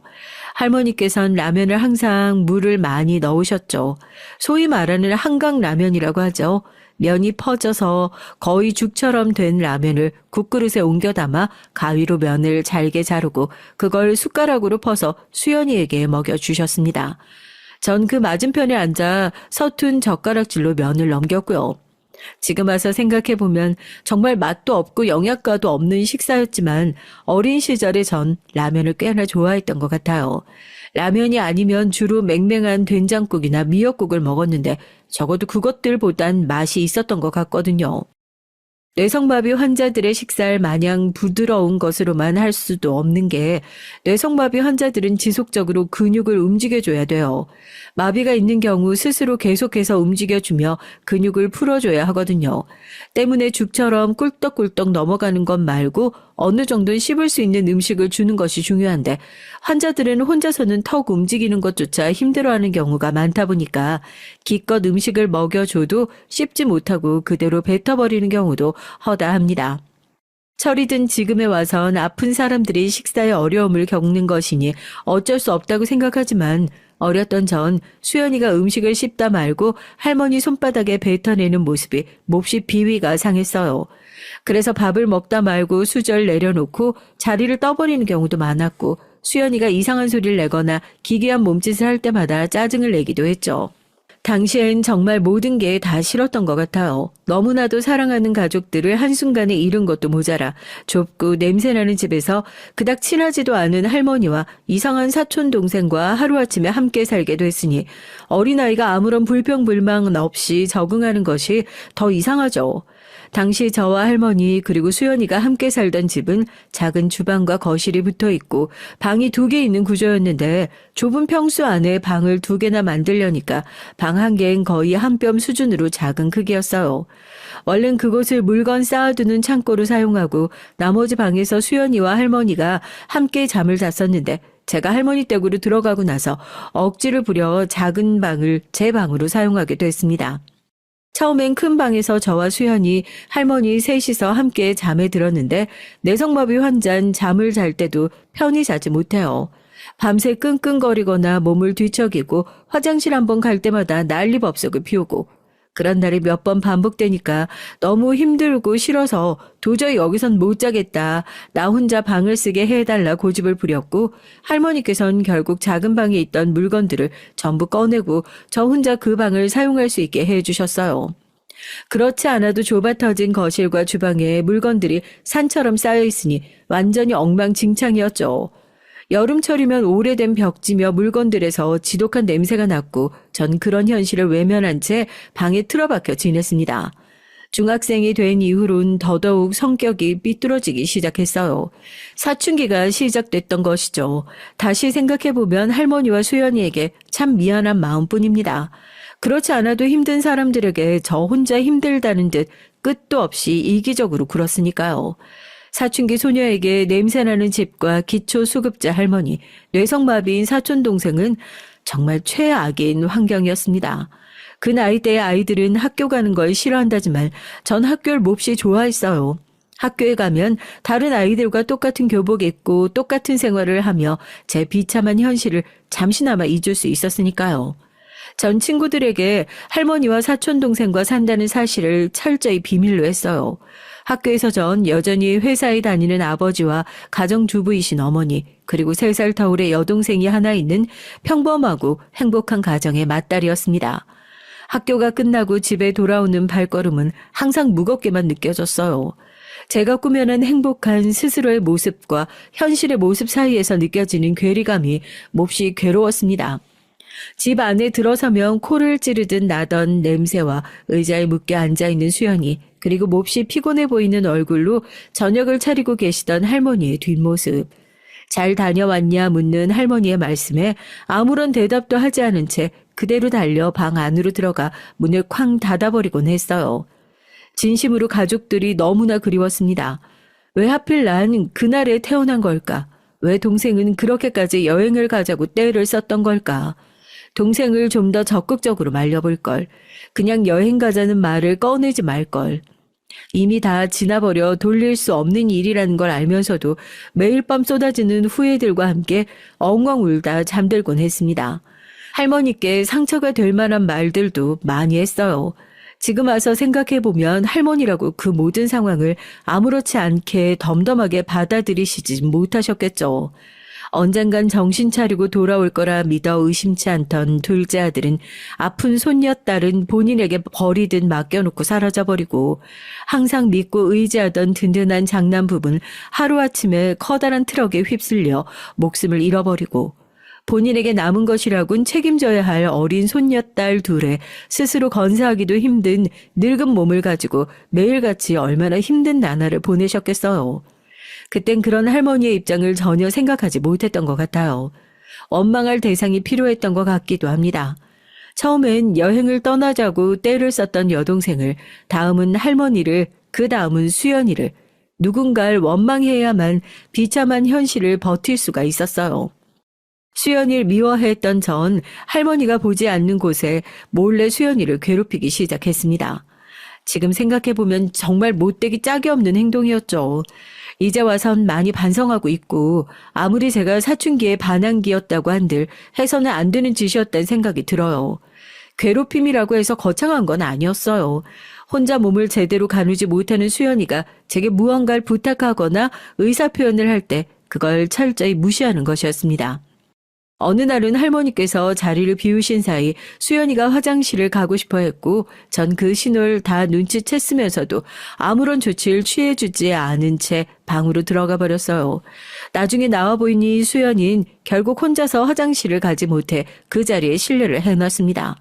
할머니께서 돌아오신 후 바닥을 닦고 수연이를 씻겨주는데 수연이가 절 원망스럽게 바라보던 눈빛이 아직도 기억이 나요.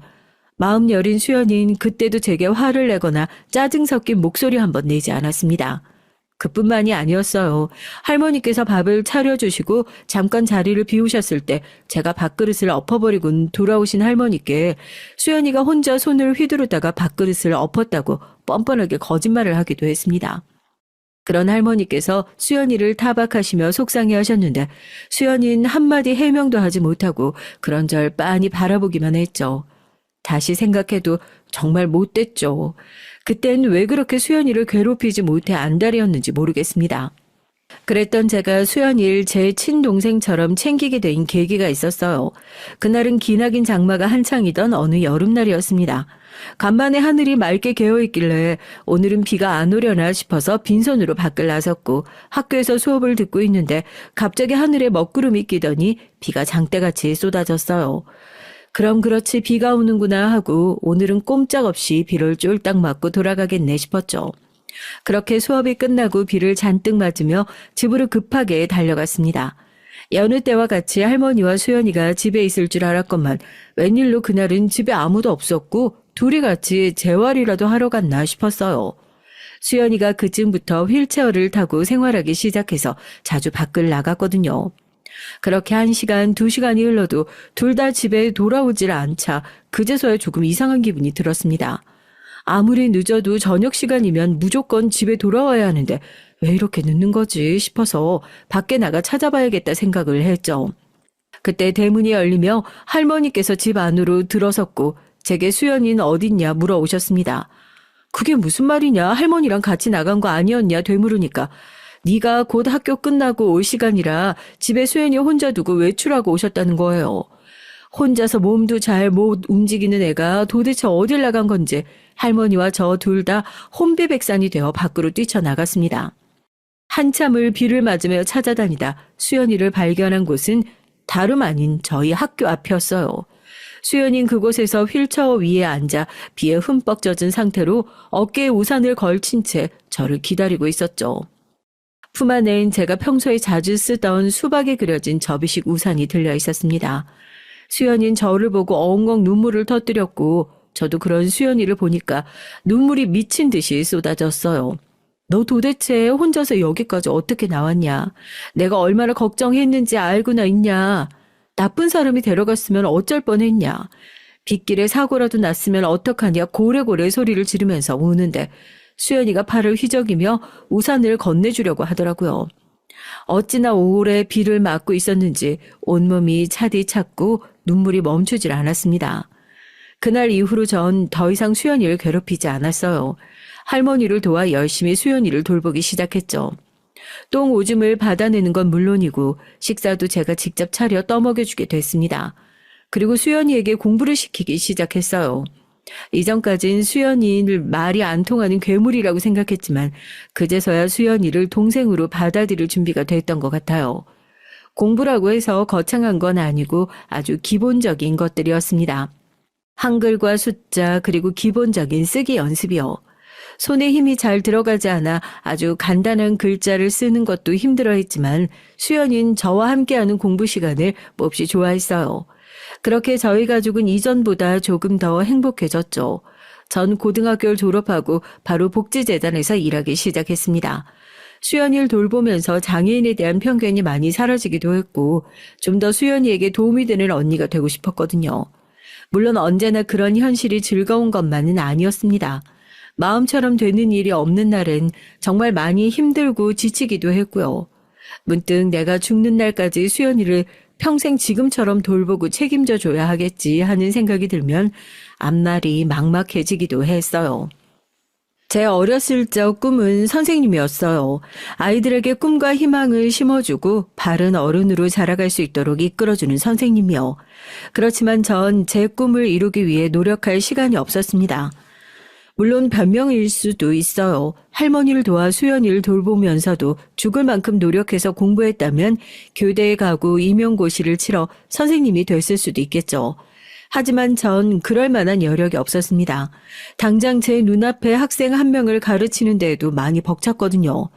수연이는 가르치는 보람이 있는 학생이었어요.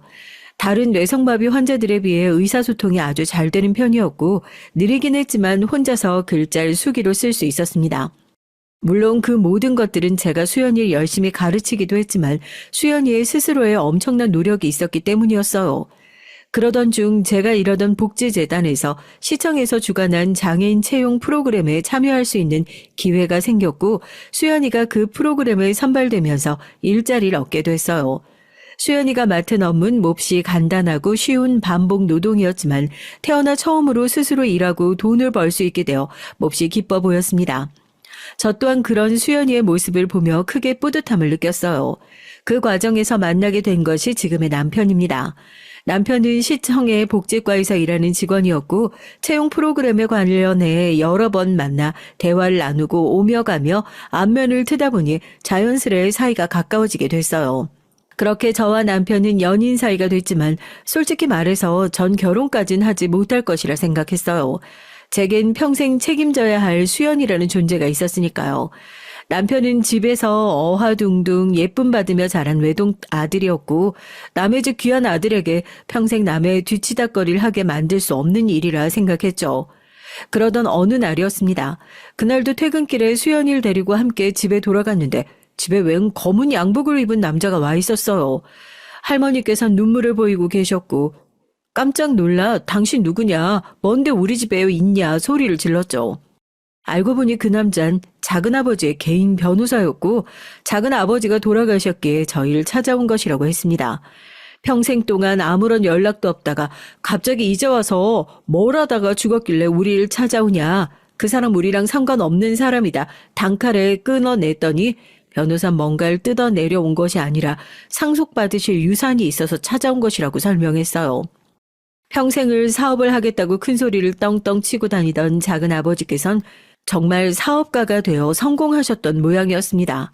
친구와 둘이서 차린 회사가 크게 성공해 공동 경영을 하고 있었는데 부인과 해외여행 갔다가 그곳에서 사고를 당해 운명을 달리했다고 하더군요.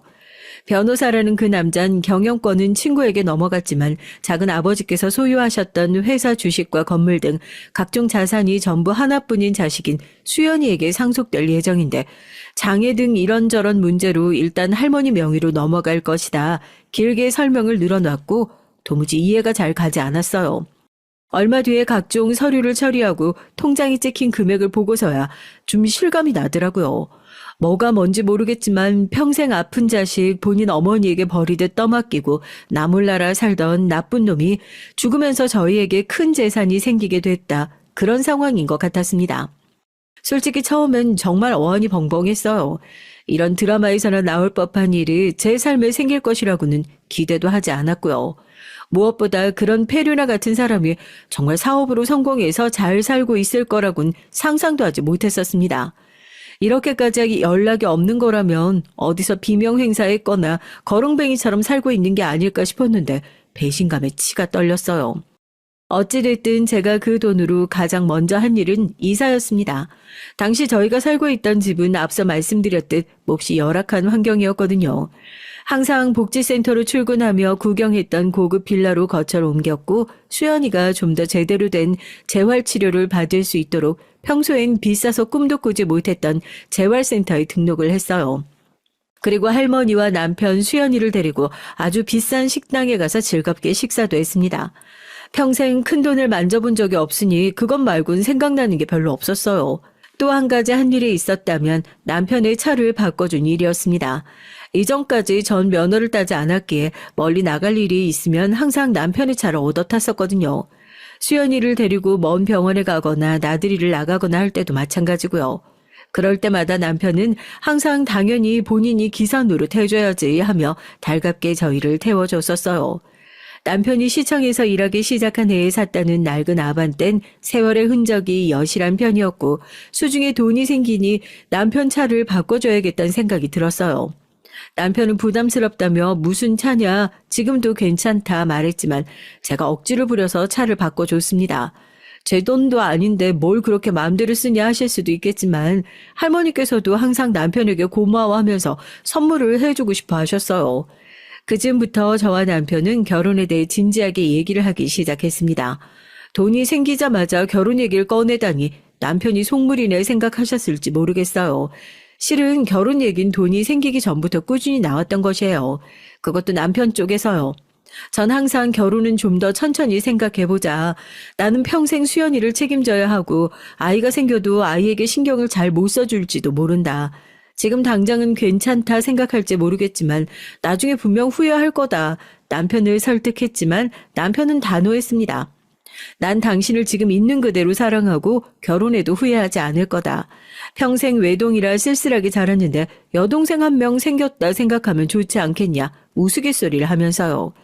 그런 남편에게 고마운 마음이었지만 그렇다고 결혼을 덥석 약속하기엔 현실적인 문제들이 많았습니다. 주로 경제적인 문제들이었죠.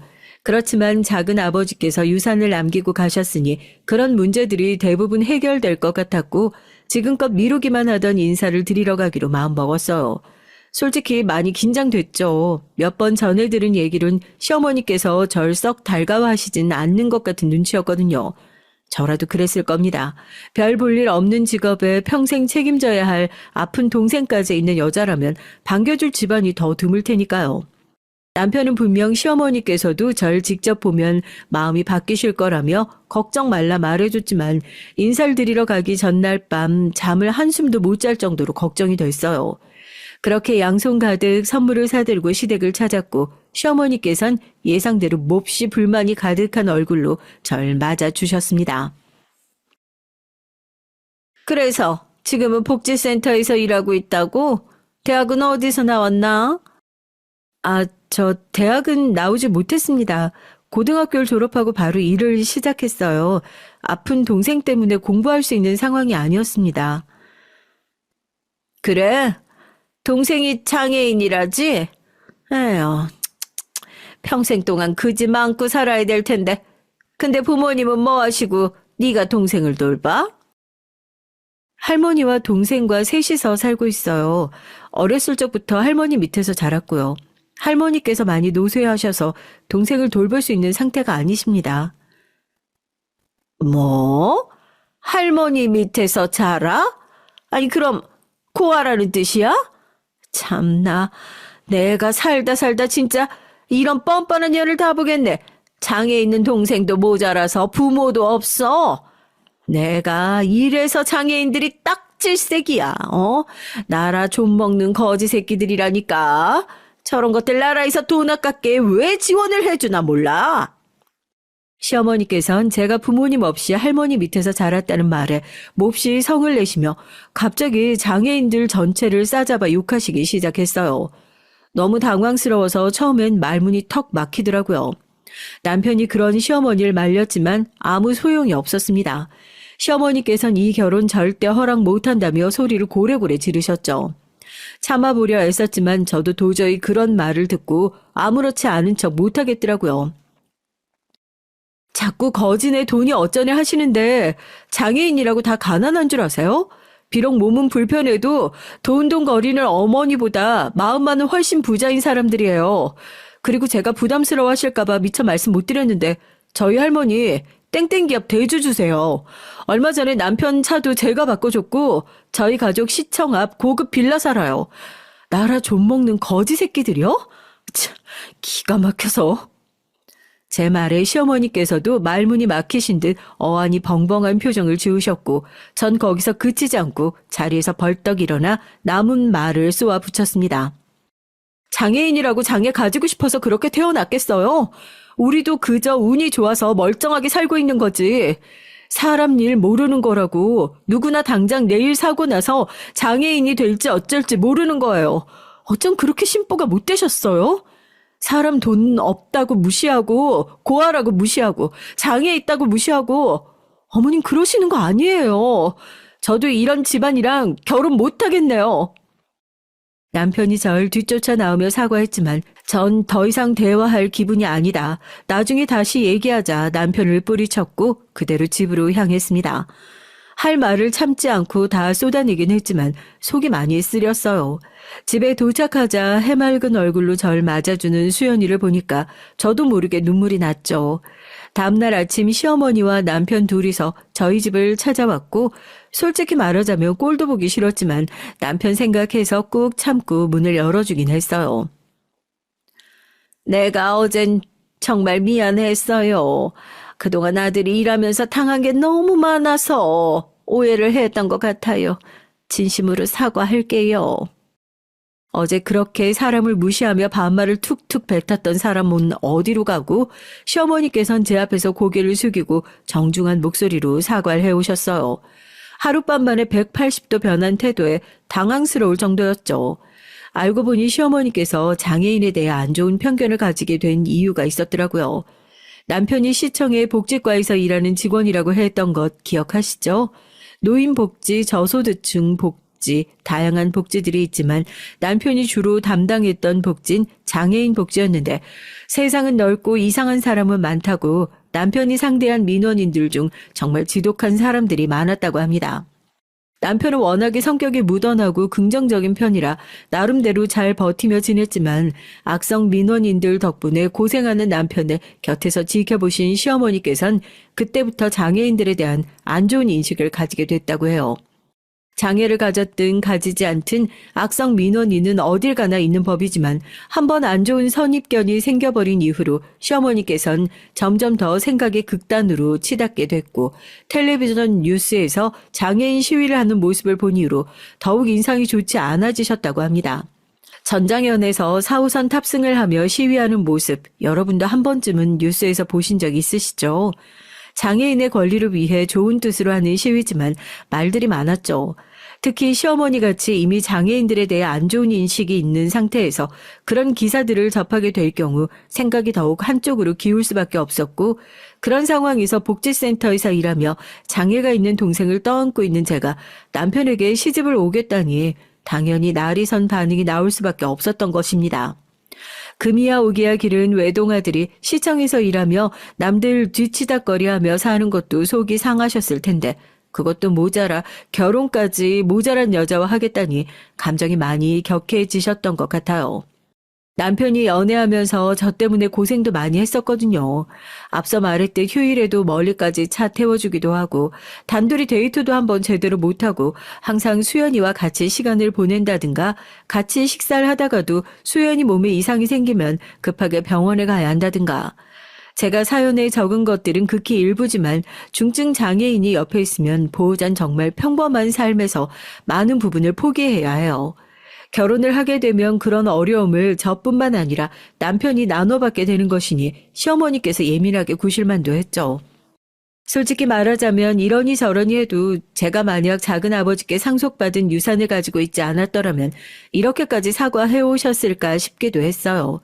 돈이 있기에 조금 더 여유롭게 아픈 동생을 돌볼 수 있고 현실을 허덕이며 시어머니 말 맞다나 나라를 좀먹지 않아도 되는 상황이 됐으니까요. 그렇지만 굳이 그런 것들을 하나하나 따져가며 까다롭게 굴고 싶지 않았습니다.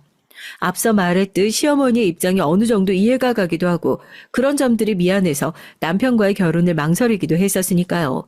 그렇게 전 시어머니의 사과를 받아들였고 결혼 준비를 시작하게 됐어요. 남편은 결혼 후에도 수연이와 할머니와 함께 넷이서 살자 먼저 말해줬지만 오히려 할머니께서 그럴 필요 없다 거절하셨어요. 돌봐줄 사람이야 돈도 많으니 고용하면 되는 것이고 오히려 남편이 한 집에 있으면 할머니나 수연이나 불편하기만 할 거라면서요. 아무리 그래도 할머니와 수연이를 둘만 남겨놓고 멀리 떠나는 것이 마음에 걸려 저희 신혼집을 원래 살던 빌라동에 바로 앞동으로 구했어요. 무슨 일이 생기면 언제든지 편하게 왕래할 수 있도록요. 결혼 후엔 복지센터 일을 그만뒀습니다. 상속받은 유산들을 어떻게 관리해야 할지 공부해야 할 것도 많고 생각보다 복잡하더라고요. 태어나서 이렇게 큰 돈을 만져보게 될 것이라곤 상상조차 해본 적이 없어서 조금 막막합니다. 사실 아직도 뭐가 뭔지 잘 모르는 것들이 많아요. 솔직히 이런 유산들을 남겨주고 갔다고 이제 와서 작은 아버지께 고마운 마음이 들진 않습니다. 이렇게 돈이 차고 넘치도록 많았으면 어떻게 아픈 자식을 늙은 어머니에게 내팽개치고 평생 동안 나 몰라라 살 수 있었는지 아직까지도 그 심리가 이해가 가질 않아요. 애초에 아픈 자식을 버리듯 맡겨놓고 갔을 때부터 글러먹은 사람이었지만 최소한 인간의 도리는 했어야 하는 게 아닌가 싶습니다. 죽음으로써 유산을 많이 남겨주시긴 했지만 할머니 입장에선 자식 2명이 둘 다 본인보다 먼저 세상을 떠난 것이니 가슴에 대못이 2번 박힌 심정이시겠죠. 아무리 믿고 원망스러워도 부모 자식 간의 연은 쉽게 끊어낼 수 없는 법이니까요. 그래서 처음 작은아버지의 사망 소식을 전해 들으셨을 때 그렇게 구슬프게 눈물을 흘리셨던 것이겠죠. 아직 자식이 없는 저로선 차마 그 심정을 전부 헤아릴 수도 없습니다만요. 어찌됐든 저에겐 그저 돈을 많이 남겨주고 간 폐류나 그 이상 그 이하도 아니라 느껴질 뿐입니다. 덕분에 수연이가 남은 삶 동안 조금 더 편하게 살 수 있게 됐으니 자식으로선 몰라도 부모로선 아주 최소한의 도리는 했다고 볼 수 있겠네요. 사실 그렇게 포장해주고 싶은 마음도 없습니다만 그래도 유산이 생겨 예전보다 삶이 윤택해진 건 사실이니까요. 예전엔 사업에 대차게 실패해 아주 불행하고 힘들게 살다가 죽어버렸으면 좋겠다 생각했었는데 그것보단 이렇게 돈이라도 많이 남겨주고 간 것이 더 낫긴 하네요. 할머니께서 연세가 벌써 90 중반이 넘어가셔서 그런지 요즘은 몸 상태가 많이 쇠약해지셨는데 그동안 정말 고생 많으셨으니 남은 시간이라도 편하게 모시고 싶은 마음입니다. 사람 일 어떻게 될지 모르는 일이라고 정말 당장 내일이라도 제가 세상을 떠날 수도 있는 일이잖아요. 제가 없더라도 할머니와 소연이가 남은 시간 동안 아무런 문제 없이 행복하고 편안하게 살아갈 수 있도록 대비를 잘 해놓을 생각입니다. 물론 가장 좋은 결말은 제가 별 문제 없이 두 사람을 끝까지 잘 책임지는 것이겠죠. 그러기 위해선 공부도 더 많이 하고 준비해놔야 할 것들이 산더미지만 일단은 아직까지 신혼이기도 하고 앞으로 한동안은 그동안 고생했던 게 인생에 대한 보상이라 생각하고 좀 쉬고 싶은 마음이 있어요. 제 사연을 쭉 들어보시면 아시겠지만 솔직히 너무 힘든 길을 걸어왔잖아요. 지금껏 항상 앞만 보며 달려오느라 스스로에게 쉴 시간을 준 적이 한 번도 없는 것 같습니다. 남편을 만난 뒤로 모든 일들이 거짓말처럼 잘 풀린 것 같아요. 돈이 있으나 없으나 제 조건과는 상관없이 남편은 항상 변함없이 제 자리에 서서 절 든든하게 지탱해주고 제가 흔들릴 때마다 절 단단히 잡아주는 사람이었어요. 앞으로도 제 곁에 머무르며 평생을 행복하게 해주겠다 말해주는 사람이고요. 저 또한 그런 남편을 위해 좋은 아내가 되려고 열심히 노력할 겁니다. 그리고 앞으로는 조금 더 스스로를 돌아보고 보살피며 살아보려고 해요. 지금껏 너무 남을 위해 제 자신을 죽이며 살아온 게 아닌가 싶은 생각이 들었거든요. 주변 사람들을 잘 챙기기 위해서 저 스스로를 먼저 잘 돌보는 것도 중요하다는 걸 알게 됐습니다. 혹시 제 사연 들으신 분들 중에서 저처럼 주변에 장애가 있는 사람을 돌보고 계시는 분이 있으시다면 정말 고생 많으시다는 말씀 먼저 드리고 싶어요. 때론 정말 힘들고 지치고 모든 걸 다 포기하고 싶은 날이 있을 겁니다. 그래도 비 오는 날이 있으면 맑은 날도 있듯이 그러니 힘든 시기가 지나면 언제 그랬냐는 듯 또 행복과 즐거움이 가득한 나날들이 돌아올 것이라고 생각해요. 그러니 항상 희망 잃지 말고 긍정적인 생각으로 가득 찬 하루를 만들어 가보세요. 여기까지 제 얘기 들어주신 모든 분들 감사드리고 다들 건강하고 평온한 나날 되시길 바랍니다.